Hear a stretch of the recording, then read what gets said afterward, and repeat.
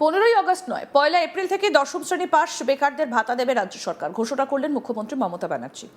বিরোধীদের ভাববার সময় পর্যন্ত দিচ্ছে না তৃণমূল সরকার। 26-এর বিধানসভা ভোটে বিরোধীদের একেবারে নাস্তানাবুদ করতে একের পর এক ধামাকা দিচ্ছে ঘাসফুল শিবির।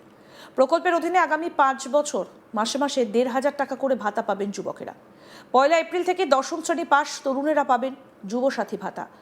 মাসে মাসে 1500 টাকা করে ভাতা পাবেন তারা। কারা পাবেন যুবসাথী ভাতা?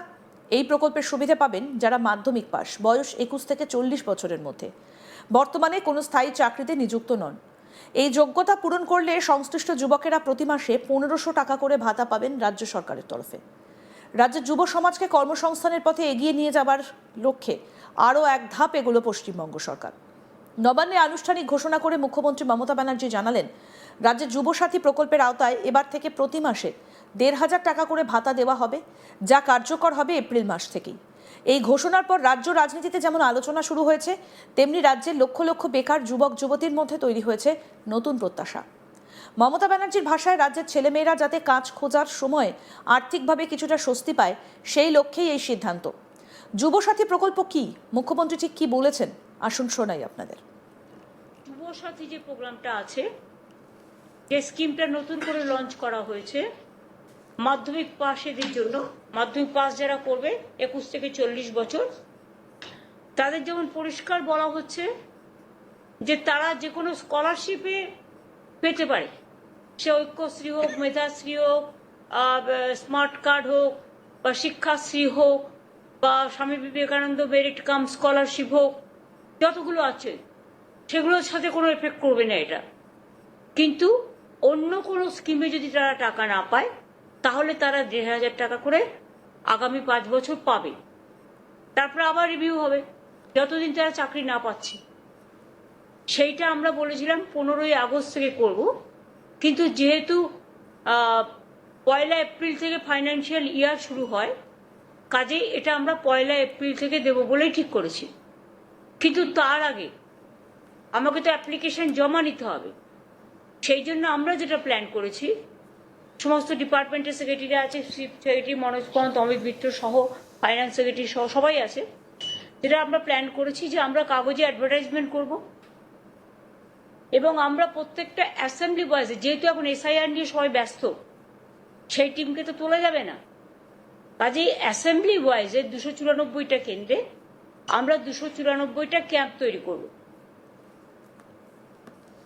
এই ঘোষণা শুধু একটা আর্থিক সহায়তার কথা নয়, বরং এর সঙ্গে জড়িয়ে রয়েছে রাজ্যের কর্মসংস্থান, নীতি, যুব রাজনীতি, বিরোধীদের সমালোচনা এবং আসন্ন নির্বাচনী অঙ্ক। যুবসাথী প্রকল্প চালু হলেও যুবশ্রী বন্ধ হচ্ছে না, একথা স্পষ্টভাবে জানিয়ে দিয়েছেন রাজ্যের অর্থমন্ত্রী চন্দ্রিমা ভট্টাচার্য। যুবসাথী ঘোষণার পর বেকার যুবক যুবতীদের নিয়ে বিরোধীদের তরফে বিভ্রান্তিকর প্রচার চালানো হচ্ছে বলে অভিযোগ করেছেন তিনি।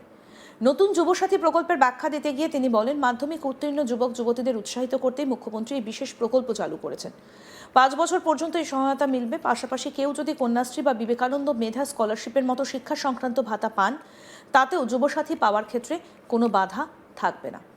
চন্দ্রিমা ভট্টাচার্য পাল্টা বলেন, মামাটি মানুষের সরকার যদি কিছুই না করত, তাহলে বারবার মমতা বন্দ্যোপাধ্যায়ের নেতৃত্বে তৃণমূল কিভাবে ক্ষমতায় ফিরত। 2011, 2016, 2021 প্রতিটি নির্বাচনে তৃণমূলের আসন বেড়েছে। অশোকবাবু নিশ্চিন্ত থাকুন, এবারও মমতা ব্যানার্জির নেতৃত্বে বিধায়কের সংখ্যা সর্বকালীন রেকর্ড ছাড়াবে। তিনি আরও বলেন, মুখ্যমন্ত্রী আগেই জানিয়ে দিয়েছেন, আপনারা অনেকেই আর ফিরে আসবেন না। আমাদের সরকারের সামাজিক প্রকল্পের স্রোতে বিরোধীরা ভেসে যাবে। এই প্রকল্পের মূল উদ্দেশ্য চাকরি খোঁজার সময় আর্থিক চাপ কমানো, প্রশিক্ষণ, ইন্টারভিউ, যাতায়াতের খরচে সহায়তা, যুবকদের আত্মবিশ্বাস বাড়ানো। এতদিন এই প্রকল্পে সীমিত আকারে সহায়তা দেওয়া হলেও এবার প্রতি মাসে 1,500 টাকার নির্দিষ্ট ভাতা ঘোষণা করে সরকার একে আরও বিস্তৃত এবং কার্যকর করার পথে হাঁটল। নবান্নে প্রশাসনিক বৈঠকের পর মুখ্যমন্ত্রী মমতা বন্দ্যোপাধ্যায় স্পষ্ট করে জানান, এপ্রিল মাস থেকেই এই ভাতা কার্যকর হবে। যুবসাথী প্রকল্পের আওতায় থাকা যুবক যুবতীরা নিয়মিত এই অর্থ পাবেন। এটি কোনো এককালীন অনুদান নয়, মাসিক সহায়তা। মুখ্যমন্ত্রীর কথায়, রাজ্যের ছেলেমেয়েরা যেন বেকারত্বের কারণে হতাশায় না ভোগে। আমরা চাই তারা লড়াই করুক, চেষ্টা করুক। সরকার তাদের পাশে আছে। এই ঘোষণার গুরুত্ব কয়েকটা জায়গায়। কি? মাসিক ভাতা, এককালীন অনুদানের বদলে নিয়মিত মাসিক সহায়তা। সময় নির্বাচন, নতুন আর্থিক বছরের শুরু থেকেই কার্যকর। যুব ভোট ব্যাংক, রাজ্যের বড় অংশের ভোটার যুব সমাজ। রাজনৈতিক বিশ্লেষকদের মতে এই সিদ্ধান্ত শুধু প্রশাসনিক নয়, বরং সুস্পষ্ট রাজনৈতিক বার্তাও বহন করছে। সরকারি হিসেব অনুযায়ী রাজ্যে লক্ষ লক্ষ যুবক যুবতী কর্মসংস্থানের অপেক্ষায় রয়েছেন। যুবসাথী প্রকল্পে ইতিমধ্যেই বহু নাম নথিভুক্ত হয়েছে। বিশেষজ্ঞদের মতে শহর ও গ্রাম দুই ক্ষেত্রেই এই প্রকল্পের প্রভাব পড়বে। উচ্চশিক্ষিত কিন্তু চাকরিহীন যুবকদের জন্য এটা বড় সহায়তা। প্রতিযোগিতামূলক পরীক্ষার প্রস্তুতির ক্ষেত্রেও সহায়তা হবে। আর্থিক দিকে রাজ্যের ওপর কতটা চাপ পড়বে সেটা। তবে প্রতি মাসে ১,৫০০ টাকা মানে বছরে একজন উপভোক্তার জন্য ১৮,০০০ টাকা। উপভোক্তার সংখ্যা যত বাড়বে রাজ্যের ওপর ততই আর্থিক দায় বাড়বে। তবে নবান্ন সূত্রের দাবি, রাজ্য সরকার এই খরচ বহন করতে প্রস্তুত। সামাজিক সুরক্ষা এবং যুব উন্নয়ন খাতে বরাদ্দ বাড়ানো হয়েছে। এটি বিনিয়োগ হিসেবে দেখা হচ্ছে, খরচ হিসেবে নয়। মুখ্যমন্ত্রীর বক্তব্য, যুব সমাজকে শক্তিশালী করা মানেই রাজ্যকে শক্তিশালী করা। বিরোধীদের প্রতিক্রিয়া, ভাতা না চাকরি। এই ঘোষণাকে ঘিরে ইতিমধ্যেই আক্রমণ শুরু হয়েছে। বিজেপি ও বাম শিবিরের বক্তব্য, সরকার চাকরি দিতে ব্যর্থ, ভাতা দিয়ে বেকারত্ব ঢাকতে চাইছে। এটি ভোটের আগে যুবদের মন ভোলানোর চেষ্টা। বিরোধীদের আরও প্রশ্ন, যুব সমাজ ভাতা চাইছে না, চাকরি চাইছে।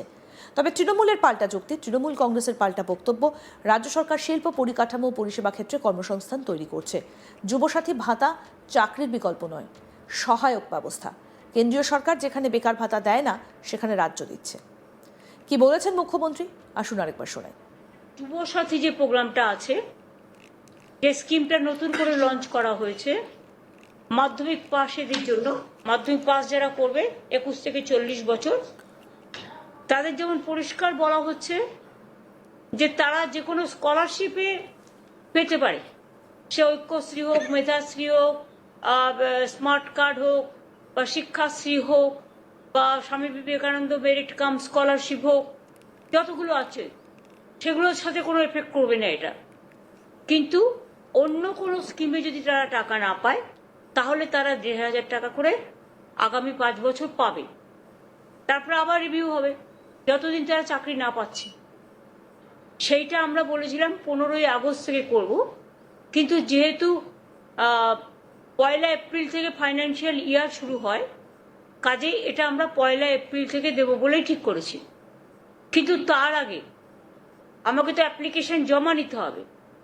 সেই জন্য আমরা যেটা প্ল্যান করেছি, সমস্ত ডিপার্টমেন্টের সেক্রেটারি আছে, চিফ সেক্রেটারি মনোজ পন্ত, অমিত মিত্র সহ, ফাইন্যান্স সেক্রেটারি সহ সবাই আছে। যেটা আমরা প্ল্যান করেছি যে আমরা কাগজে অ্যাডভার্টাইজমেন্ট করব, এবং আমরা প্রত্যেকটা অ্যাসেম্বলি বয়েসে, যেহেতু এখন এসআইআর নিয়ে সবাই ব্যস্ত, সেই টিমকে তো তোলা যাবে না, কাজেই অ্যাসেম্বলি ওয়াইজে 294টা কেন্দ্রে আমরা 294টা ক্যাম্প তৈরি করব।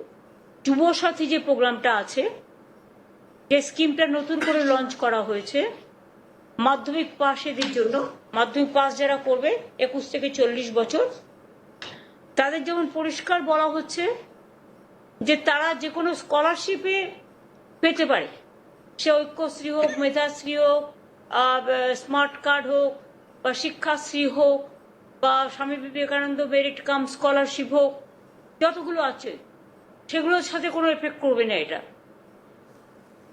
আরও আপডেট পেতে দেখতে থাকুন আজ তাক বাংলা। সাবস্ক্রাইব করুন, নোটিফিকেশন পেতে বেল বাটন অপশন প্রেস করুন।